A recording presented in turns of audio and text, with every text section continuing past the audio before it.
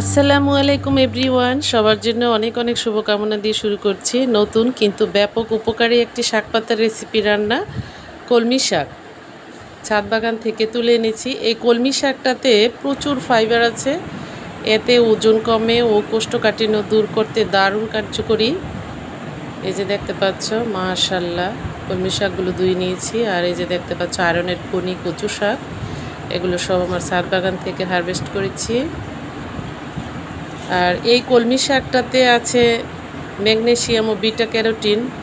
আর এই কলমি শাকের আরেকটি বড় উপকারিতা হলো এটাতে রক্তনালীতে ফ্যাট জমতে দেয় না।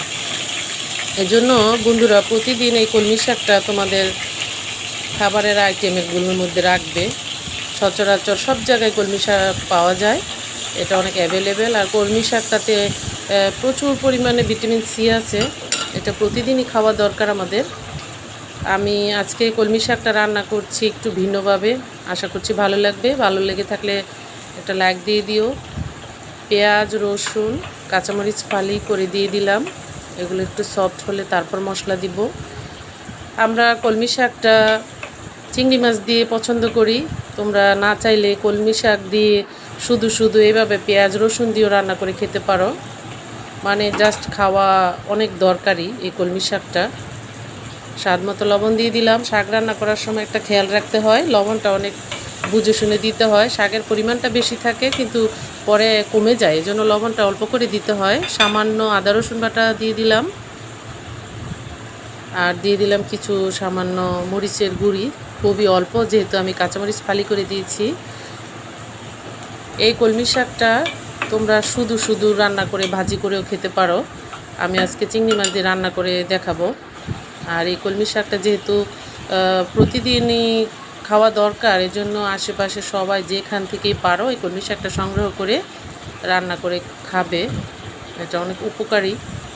অনেকেরই তোমার এই যে ফোড়া হয়, ফোড়া হলে এই কলমি শাকের পাতা বেটে আদার সাথে বেটে ফোড়ার চারপাশে লাগিয়ে দিলে টানা 3 দিন লাগালে ফোড়াটা পেকে পুঁজ বের হয়ে শুকিয়ে যায়। অনেক উপকারী এই কলমি শাকটা। কলমি শাকের উপকারিতা বলে শেষ করা যাবে না বন্ধুরা। আমার চিংড়ি মাছটা কষানো হয়ে গেছে, এখন শাকগুলো দিয়ে দিচ্ছি। আমি শাকগুলো একটু ভিন্নভাবে কেটেছি, একটু বড় বড় সাইজ করে কেটেছি, কুচি কুচি করে কাটিনি। তোমরা যদি ভেজে খেতে চাও তাহলে কলমি শাকটা কুচি কুচি করে কেটে নেবে। আমি যেহেতু একটু চিংড়ি মাছ দিয়ে একটু অন্যভাবে রান্না করার চেষ্টা করছি। কলমি শাক কে কে পছন্দ করো কমেন্টস করে জানিও। আর যদি ভালো লেগে থাকে একটা লাইক দিয়ে দিও। আর যারা নতুন বন্ধু আছো চ্যানেলটাকে সাবস্ক্রাইব করে পাশে থেকো। অবশ্যই এগুলো অর্গানিকভাবে চাষ করা, এই জন্য অনেক সফট হয়ে যায়, তবে বাজার থেকে আনলে ডাটাগুলো তেমন একটা নেওয়া যায় না, শক্ত থাকে। এই শাকগুলি অনেক সফট হয়ে যায়, ভালো লাগে খেতে।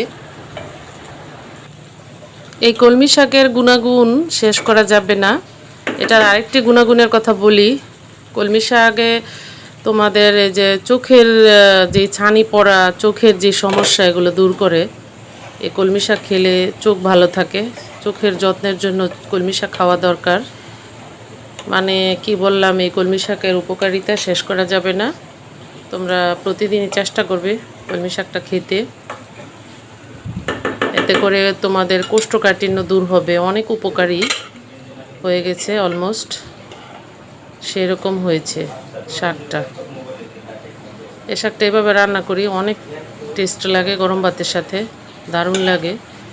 আমরা অনেকে যারা শুটকি পছন্দ করি, এই কলমি শাক দিয়ে শুটকি একটি ফেভারিট আইটেম, মানে ফাটাফাটি জমে যায় কলমি শাক এবং শুটকি। যারা শুটকি পছন্দ করো না, কলমি শাকটা এভাবে রান্না করে খাবে, খুবই ভালো লাগবে। দারুণ হয়েছে মাশাআল্লাহ। সবাইকে অসংখ্য ধন্যবাদ ভিডিওটি দেখার জন্য।